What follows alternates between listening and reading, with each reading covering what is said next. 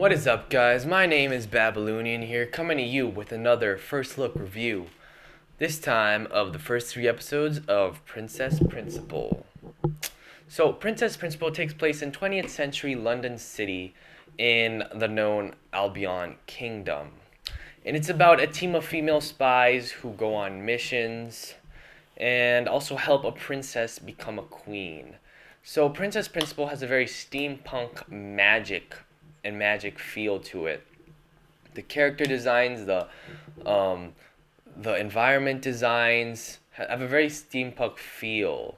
However, the abilities of the characters, especially Angie's orb, really add a magic tone to it. So the steampunk environment plus the magical abilities really create and lead to a very interesting combo.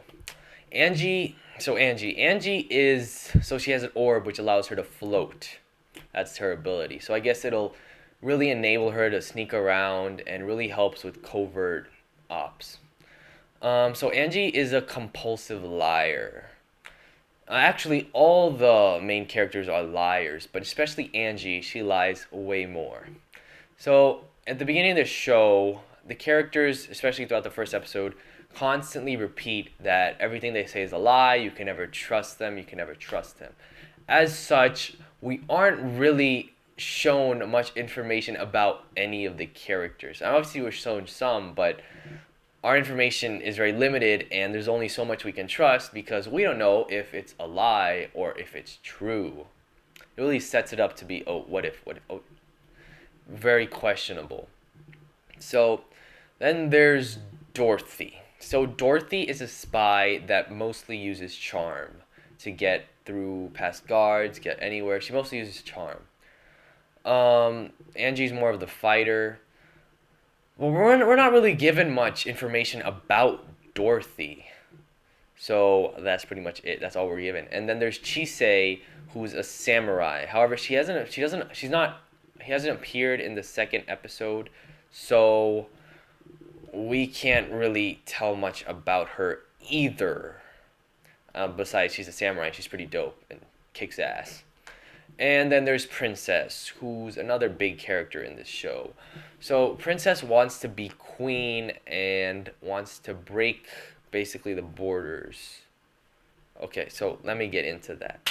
So in the second episode, the two spies, Angie and Dorothy, are sent on a mission to retrieve this key from this guy in a ballroom in Normandy.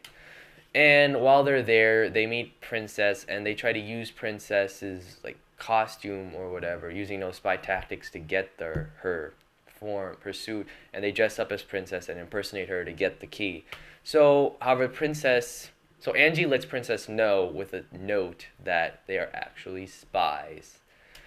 And so Angie and Princess are basically working together. That's what it shows. And when they find out there might be found, what's it called? Princess decides to blackmail the whole spy organization that, both their spies may be found if they don't cooperate with the princess. But so in order to cooperate with the princess, however, they have to help the princess become queen because she's actually fourth in line and not projected to become queen. So the spy organization accepts her terms, and the princess helps basically alleviate the situation, helps the spies escape with her.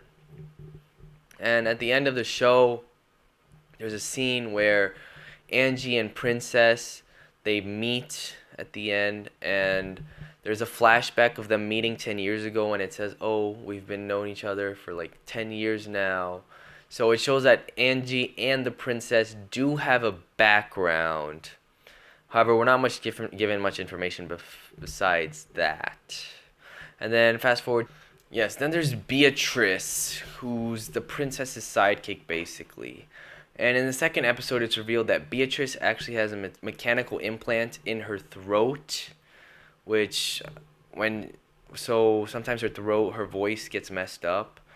So, and she got that from her father. Her father was obsessed with like machinery parts. He was a mechanic, some scientist. It's really weird backstory, and then for some reason he decided to implant like robotic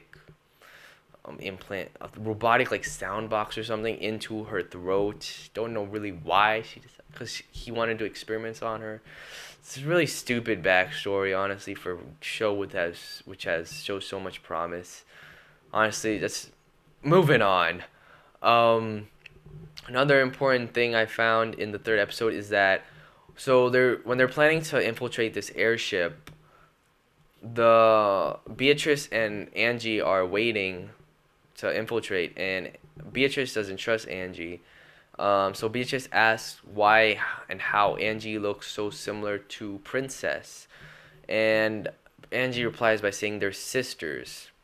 This actually might not be so far off, and it might actually be true. Obviously, we don't know 100% because everything they say might be a lie, but based on what we saw in the end of the second episode where they have that flashback and everything, they do have some kind of relationship, and it's probably pretty close and intimate. So it's either they're most likely sisters or cousins, or I really don't think they're lovers. I think they're more sisters based on the feel I'm getting and what I've seen in the show.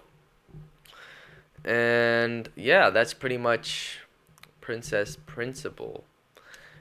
Seems like a pretty promising spy action thriller with steampunk and magic elements added to it. Oh my god, fucker. Oh, damn fucker. Yeah, so make sure to check out this anime. Yeah, this is Babylonian's first look review of Princess Principal, first 3 episodes. Make sure to check out the show and subscribe to my channel to become a Babylonian and get more videos.